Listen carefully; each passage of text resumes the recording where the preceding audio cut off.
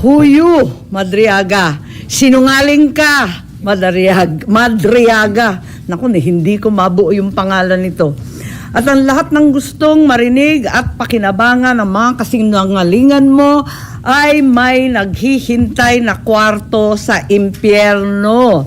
Ako, bilang senador at kapatid ni Bonget, 10 ng mga tunay na nakakaalam ng pangyayari ay may moral na pananagutan na pabulaan at itama ang nakakasukang kasinungalingan ni Madriaga. Inuulit ko, sinungaling ka, Madriaga, at hindi ako papayag na gamitin mo at ng mga kasamahan mo ang oras, ang espasyo, ang dignidad ng kahit na anong opisina o sangay ng gobyerno.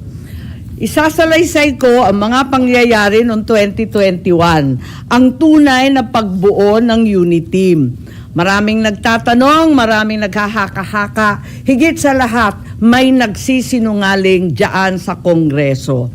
So unang-una, no such thing as yung mga term, ano ba yan? Paghahati ng term. Ano ba yun? Sinabi na meron daw alyansa and magte-term sharing. Nako, talaga naman kasinungalingan yan. Okay, na next slide na tayo. Ang unang pagtitipon at pag-uusap tungkol sa Vice Presidency noong May 29, 2 days before the birthday of our VP then. Nag-lunch date kami sa Primus Bistro sa Davao. Naalala ko pa kasi bago eh.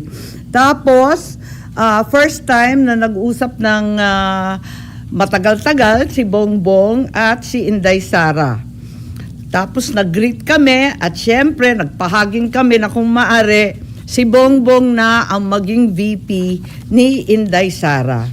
Kasi alam naman natin, namamayagpag sa lahat ng survey si VP noon, Mayor Inday siya, bilang presidential bet.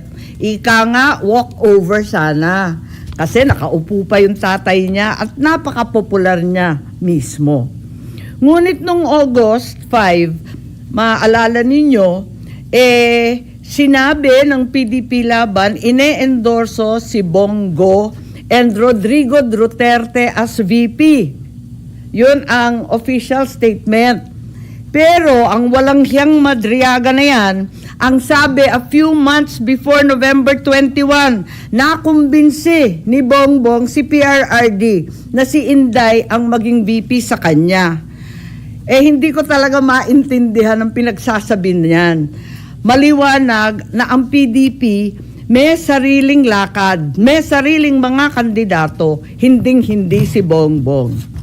Nag-umpisa kami mag-usap-usap sa isang GC noong September 7. Nag-uusap na kami pero nag-decide ako mag-GC na tayo. At sa awa ng Diyos, kahapon, sa yamot ko, sa inis ko, dyan sa sinungaling na yan, na hanap ko ang aking lumang cellphone.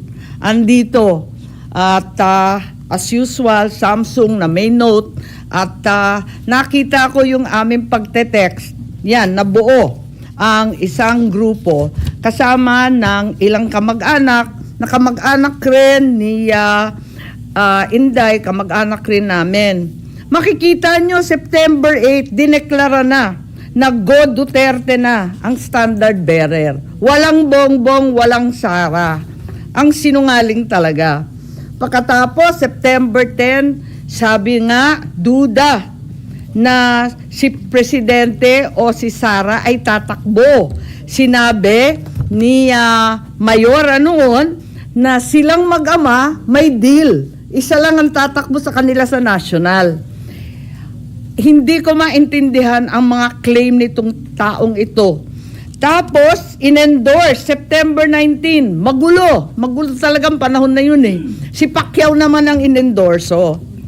September 28, nag-usap-usap kami sa bahay, andyan si Bongbong, yung kamag-anak namin, si Mike Acevedo Lopez, kamag-anak namin ng mga Duterte. Hindi ko maintindihan, may lola yung nanay ko na lola rin ni PRRD. Ang sabi, Bongbong will file. Ako to, text ko to, nakita ko eh. He will file October 6 as instructed. Pero sana somebody will file as his VP. Kasi nakakatawa naman, walang katandem. Yun ang pinapaliwanag ko kay VP Sara Mayora noon. Still hoping you will run and he will slide down to VP ASAP. Ewan, ganon. Ngayon, ang sagot naman ni VP, tulad ng sinabi niya sa media, naku, ang usapan namin ni PRRD, VP na siya sa PDP, ako, mayor na. At yun nga ang nangyari. The same day, VP Sara, then mayor, filed her COC as Davao Mayor. Diba, nangyari yon. Pagkatapos, eto, October 6, si Bongbong nag-file candidacy for president at ang maliwanag, mag-isa lang siya. Kasi eto nga, inaasam-asam namin na si Mayora pa rin ang kanyang katandem. Pero itong Madriaga dyan sa Congress, sabi niya na si PRRD daw, sinabi sa kanya noong November 21 na si BBM tatakbo at si Sara ang VP. Anong kasinungalingan yan? October 6 pa lang nag-file na si Bongbong na mag-isa. Kaya magtataka ka talaga. Maalala po ninyo na nung pagkatapos nun, ayan na yung kay Bato. Maalala ninyo, bigla ang pinatakbo si Bato at para siyang seat warmer lang. At ang inaakala ng tao si Bongo at saka si Presidente Duterte ang kanyang VP. Huwag nilang ginugulo ang kwento. Talaga naman, maliwanag to. Hindi ko maalala ito pagkat hindi ako sang-ayon. Ang nangyari sa October, pag-file ni Bongbong, pinatawag siya ng PDP sa palasyo. Yun ang totoo. Hindi yung sinasabi ni Madriaga na kaming magkapatid pumunta kay PRRD para mag-term sharing deal. Walang ganon, walang alam si PRRD kasi nungalingan yun. Ang nangyari, nung nag-file si Bongbong, tinanong siya ni PRRD, tatakbo ka ba? Tapos sabi niya, oo, nag-file na po. Nandun yung PDP, si Alcusi, si Bongo, si Medialdea yata, wala ako Kasi ayokong pumunta si Bongbong, sabi ko sa kanya, hoy, wag kang pupunta dyan. Sabi niya, nakakahiya naman ang nagpapatawag sa Pangulo. Sabi ko, kukuyugin ka lang ng PDP, pipilitin kayo. Wag ka nang pumunta. Tapos, napakiusapan yata at pumunta siya nung una. Second time, pumunta rin siya. Pinatawag na naman siya kung talagang ayaw niya. Dalawa lang option.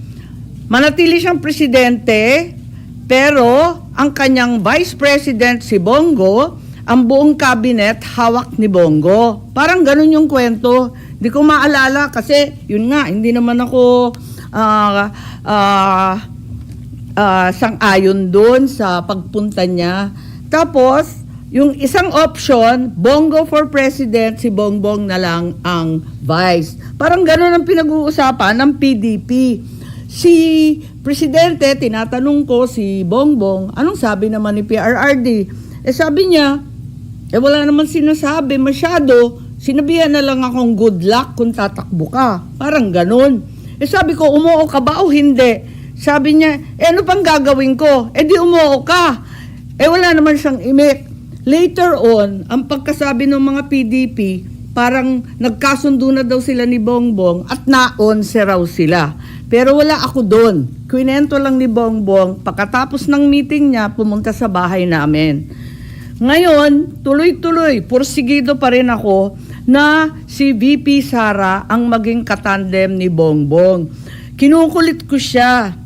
Tapos, nung bandang October 27, kasi nga nabalitaan na pinapatawag ng PDP si Bongbong, nagtatanong, sure ka ba na aatras si BBM sa PDP talks? Ayan, andito sa telepono ko. Andyan, nakikita ba?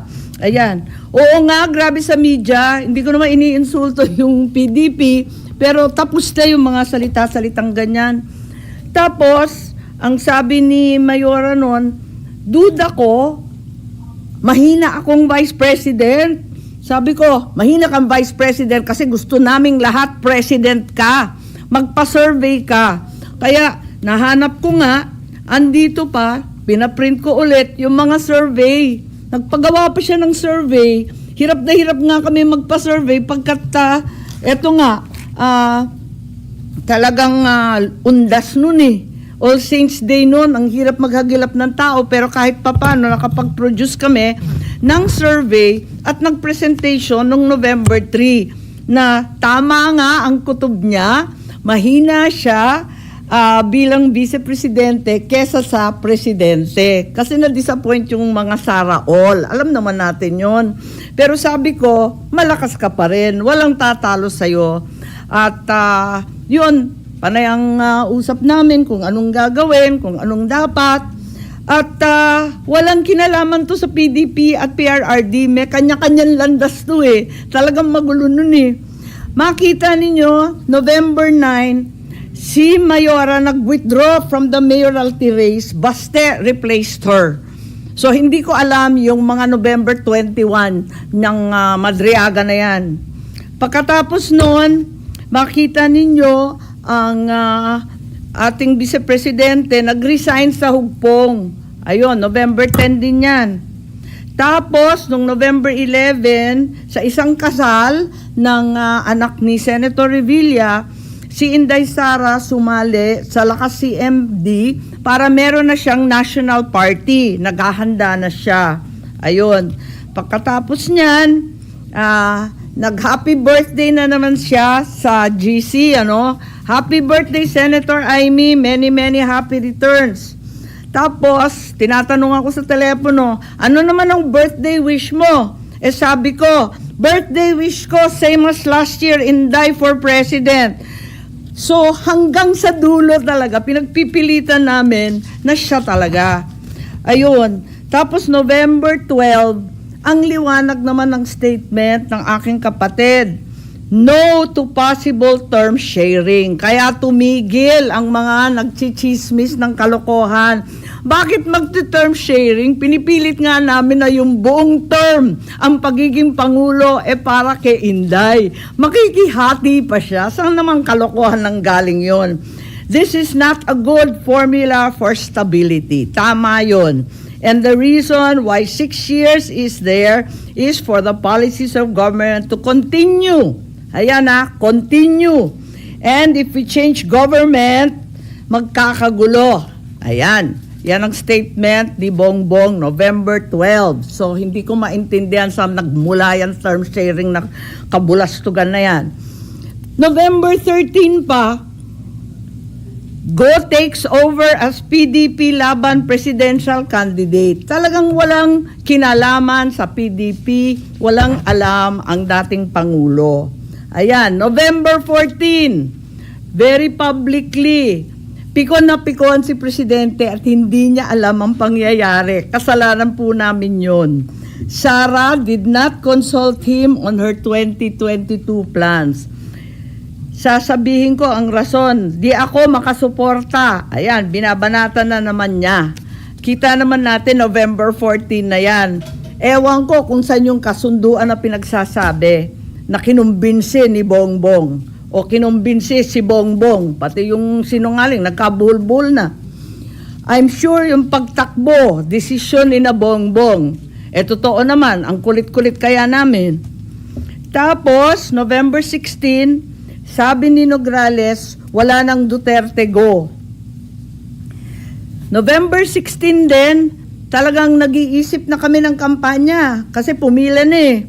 So doon sa group chat, makikita ninyo, I like unity, power tandem yan. Sabi ko, uniteam. Tapos sabi, only team. Okay, ilabas ko na to. Uniteam na tayo.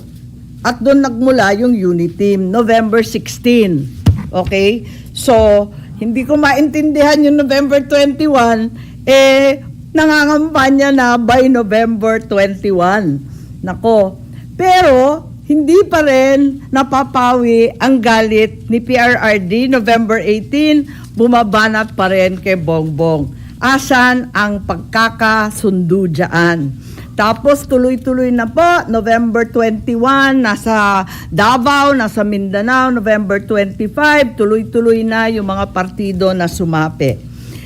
At finally, matagal to December 14, tsaka lang nag-withdraw at umatras si Bongo bilang presidente. Kaya gusto ko lang i-tweet itong mga kabuktutan na mga ito at sasabihin ko lang na pawang kasinungalingan ang pinagbibitaw ng Madriagang yan. Kung meron mang itinuro ang kasaysayan sa isang Marcos katulad ko, yun ay maging tapat sa bayan at sa iyong prinsipyo. Hindi nila kayang sirain si Inday dahil hindi siya gumawa ng ikasisira ng kanyang pangalan. Kaya gagamit sila ng taong wasak na ang pagkatao para subukan wasakin din ang vice-presidente. Oo, inaamin ko, ginamit ako at naging kasangkapan ng isang gobyernong taliwas ang pamumuno sa uri ng serbisyong bayang iminulat sa akin ng aking ama. Ito ang gobyernong nangako na pagpapatuloy ng nasimula ni PRRD, ni Presidente Rodrigo Roa Duterte, ngunit naging simula ng pagbagsak ng ating bansa. Kahit kailan, hindi ko kinonsinti at wala akong balak konsintihin ang kapatid ko. At kahit kailan, hindi rin naman ako tatahimik. Hindi ko hahayaang harap-harapan magsinungaling ang isang tao para matupad ang ambisyon ng iilan at tuluyang mailibing ang ating bayan. Sa korupsyon, sa kasakiman, sa walang saysay na pamumulitika kahit ngayon sa harap ng malupit na krisis.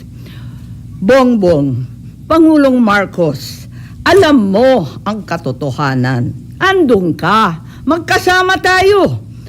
Kung hindi mo ito ipinag-uutos, walang dahilan para hindi mo itama ang kasinungalingan na ito. Huwag mong konsintihin ang mga politikong ginagamit ang sinungaling na si Madriaga. Yun lang po.